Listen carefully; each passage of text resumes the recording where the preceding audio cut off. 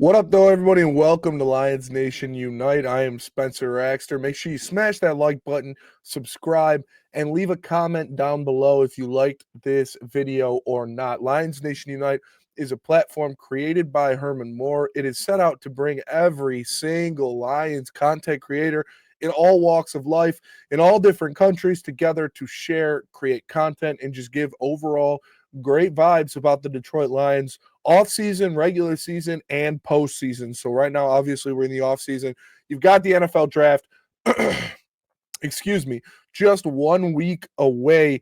I'm really excited because I think the possibilities for this draft are kind of limitless for the Detroit Lions, but I've kind of narrowed it down to what I believe to be Brad Holmes' line of thinking based on what he has done in the past, based on what he has told the media, what he has said to the media, current roster construction, and the players he has brought in to interview. Let's start it off here. You look at the top 30 guys that he's brought in, not a lot of them have been these upper echelon guys or these first round picks, even. Only a few of them were when you talk about Mikael Williams, Shamar Stewart, and Gray Zabel. The rest of these guys are day 2, day 3 picks.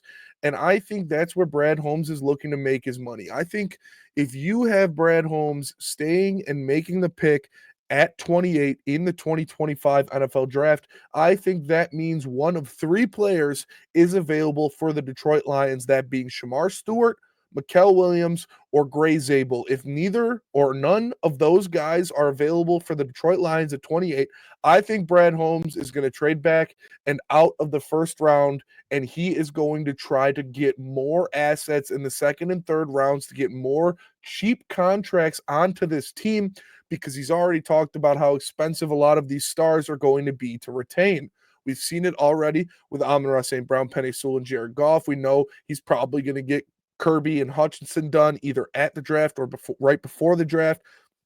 Get those extensions inked. You've still got Brian Branch, you still got Gibbs, you've still got JMO, you still got Jack Campbell, you still got so many different people that you're going to need to pay top echelon money at the position for. And I think he wants to keep all these guys. He desperately wants to keep all these guys. So obviously, getting Aiden Hutchinson some help, getting him a run mate is an important situation for them to walk into. That is something that they need to make sure is a possibility. But this draft is so deep with edge rushers and defensive linemen. I don't see Brad Holmes trading up to get these guys. I just don't. I think he views a lot of them at a similar level. And if he is going to trade up in this draft, he has to be absolutely enamored with a pick. He has to be in love with a guy. And I think he has a lot of these pass rushers and these late round guys in the same kind of zone. And I don't blame him for it because you look at this group of edge rushers that you expect to be on or near where the Detroit Lions are drafting at 28, being the Shamar Stewarts, the Mikael Williamses, the James Pierce Juniors, Nick Scortons even is a guy. He's more of a second round pick that would probably be a reach at 28, but that type of player, there are a lot of guys in this draft that fill that role. There are a lot of guys in this draft that are on that same level of prospect as those guys. So I don't see him using future assets to go up to get one of them. But like I said, if a Mikael Williams or a Shamar Stewart falls to him at 28, I would expect him to stay there and take those guys. If not, you can move back in the draft and you can get a Donovan Jackson to help your offensive line and a Nick Scorton or a Tyleek Williams on that defensive line. I expect Brad Holmes to move in this draft. I don't expect him to stay at 28, and I expect him to move out of the first round. When you look at the composition of this team and what he's got going on this defensive line, right? So we all agree that the defensive line is one of, if not the biggest need for the Detroit Lions team. And we say it is the edge rusher opposite of Aiden Hutchinson and a defensive tackle. Those are the 2 positions that you need. Now, you look at the big body Ben's defensive tackle position on this Lions team. They run a 4-3, and they like to do a run stuffer and then a 3-tech. The 3-tech, you got Aleem. You just inked him to a deal. He's not going anywhere. You got Makai Wingo. You just drafted him last year. You like him a lot. He's not going anywhere. He's got a couple years on the deal. But the other side of that big body nose tackle type player, you have DJ Reader, who is on the last year of his contract. You signed Roy Lopez to only a one year deal, And then you have Broderick Martin, who is a nothing burger. So I think he is looking for a piece at that nose tackle spot that is going to be here for multiple seasons and into the future. Now, if that's a Kenneth Grant that falls out of the first round, I would absolutely lose my mind. But that could also be a Talik Williams. That could be a lot of different guys in this draft to fill that nose tackle spot for the future, because the contracts you have on there right now are not part of your future plans. These are contracts you're going to have to shed to sign the guys that you like. Same thing goes with that edge rusher position opposite of Aiden Hutchinson. You look at the guys that they have on there now. They've got Marcus Davenport on a one-year deal. They've got Josh Pascal on the last year of his contract. And they just signed Al Quadin Muhammad to a one-year deal. And if you want to go there, they might re-sign Zadarius Smith. That would also probably only be a one-year contract. So you don't have guys on that edge spot for the long term. I believe he wants to get guys in that edge spot for the long term, that being second and third round picks. Now, whether that be a Nick Scorton is a guy that they've met with, whether that be a player later in the draft, whether it's the second or third round, I am totally okay with that, because I think you need depth over there. You need bodies over there. You don't need a super duper pass rush. Would you love one? Yes, you absolutely would. But you've already got your $40 million pass rusher in Aiden Hutchinson. On the other side of him, you need consistency and talent, and you need it cheap. And the way you can get that is either sign one-year deals like to guys like Marcus Davenport, who have talent and they are cheap, but you don't know if they're going to be there for the long run, or draft a guy in the second or third round, have him for 4 years, and have him at a very cheap number. And I think that's what Brad Holmes is trying to do in this draft. He is trying to offset the different people that are already going to be getting massive deals when you, like I said, Kirby Joseph, Aiden Hutchinson, Brian Branch, Jahmyr Gibbs, Jameson Williams, Sam Laporta, Jack Campbell. All of these guys are going to be looking at top 5 money in their position.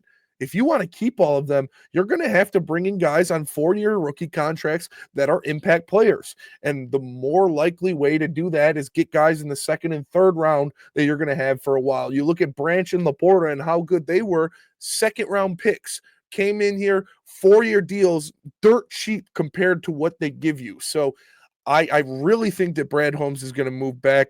My perfect scenario for the Detroit Lions in this draft would be Brad Holmes to trade back into the second round, and Brad Holmes in the second round to acquire both Kenneth Grant and Nick Scorton. I think that would be absolutely home run, grand slam type stuff out of Brad Holmes. You look at what they can do. Like I said, Kenneth Grant, 4 years, nose tackle spot done. So DJ Reader, thank you for your service. We'll see you later. Roy Lopez, great season. Appreciate you. We'll see you later. Broderick Martin, we hardly knew ye. And then the other side, you get Nick Scorton, who is the type of guy they like, the big, the size, the versatility to do different things. On top of that, look at his numbers at Purdue. If you're scared of his pass rush acumen, look at his numbers at Purdue when he was outside of that Texas A&M situation where they don't really want you to rush the passer. They want you to keep the pocket. Nick Scorton can play the run. He can get to the quarterback, and he's the ideal size of a Brad Holmes defensive end. You put him next to Aiden Hutchinson for 4 years on a rookie contract. Bing, bam, boom. Those are the two biggest question marks in your defense. Those are the two biggest spots of need in your defense, and both of them are solved right there. That is my ideal situation. Is it likely to happen? Probably not. Is Kenneth Grant going to fall into the second round? I sure as bleep hope so. If Kenneth Grant falls in the second round, I think the Lions should do everything they can to move up to get Kenneth Grant as soon as possible. I think that man is a monster. I think he's a great prospect. I think if teams allow him to fall in the second round, they are doing themselves a disservice. But they're doing the Lions a favor if they do. Kenneth Grant is a guy I like in the second round. Nick Scorton is a guy I like in the second round. Josiah Stewart is a guy I like in the second round. Josiah Stewart comes in and he is fighting Derek Barnes for his job week 1. Week 1, he is fighting Derek Barnes for that Sam role. He is arguably more athletic. He is arguably a smarter player, and he is undoubtedly a better pass rusher. I would love to see that kind of competition in there. I think Josiah Stewart is a guy that the Lions like. They've met with him 50 times, it feels like. So keep your eyes on him in the second round as well.